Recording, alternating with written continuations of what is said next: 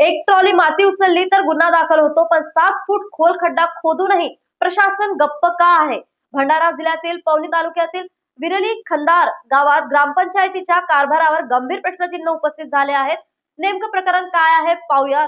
भंडारा जिल्ह्यातील पवनी तालुक्यातील विरली खंदार गावात कायदा फक्त सामान्य नागरिकांसाठीच आहे का, असा संतप्त सवाल ग्रामस्थ उपस्थित करत आहे. कारण एखाद्या सामान्य व्यक्तीने एक ट्रॉली माती उचलली तर तत्काळ महसूल व पोलिसांकडून गुन्हा दाखल होतो. मात्र याच गावात जनसुविधा योजनेअंतर्गत सुरू असलेल्या शोक सभागृहांच्या बाजूला तब्बल 6 ते 7 फूट खोल मोकळा आणि असुरक्षित खड्डा खोदण्यात आलेला आहे.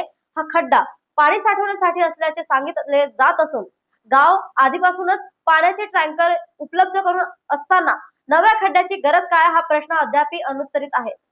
विशेष म्हणजे ह्या खड्ड्याला कोणतीही संरक्षण भिंत नसून तो लहान मुलांसाठी संपूर्ण गावासाठी जीवघेणा ठरत आहे.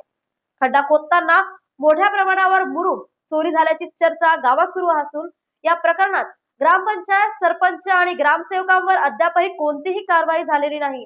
महिला सरपंच असल्या तरी प्रत्यक्ष कारभारावर त्यांच्या पतीकडे असल्याचा आरोप ग्रामस्थ करत आहेत. सरपंचाचे पती पंचायत समिती पवनीचे उपसभापती असल्यामुळे राजकीय दबावाखाली हे काम करण्यात आल्याचा संशय व्यक्त केला जात आहे. या संपूर्ण प्रकरणावर प्रशासनाने मौन बाळगल्याने नागरिकांचा संतप्त अधिकच वाढलेला आहे. ग्रामस्थांनी खड्डा खोदण्यासाठी दिलेल्या परवानगीची चौकशी करावी, मुरुम चोरी प्रकरणी दोषीवर गुन्हा दाखल करावा, अशी ठाम मागणी केली जात आहे. अन्यथा लोकशाही मार्गाने तीव्र आंदोलन छेडण्याचा इशारा नागरिकांनी दिलेला आहे. नमस्कार, मी खुशाल अरेकर, ग्रामपंचायत अधिकारी विरली खंदार. मोजा विरली खंदार येथे जनसुविधा योजनेमधून शोक सभागृहाचे बांधकामाकरिता पाण्यासाठी ग्रामपंचायत सरपंचांनी 5 ते 6 फूट खोल खड्डा खोदलेला आहे. सदर खड्डा जुलै महिन्यात खोदला आहे. त्यासाठी ग्रामपंचायत स्वतः जबाबदार राहील व काम पूर्ण झाल्यावर खड्डा बुजविण्यात येईल.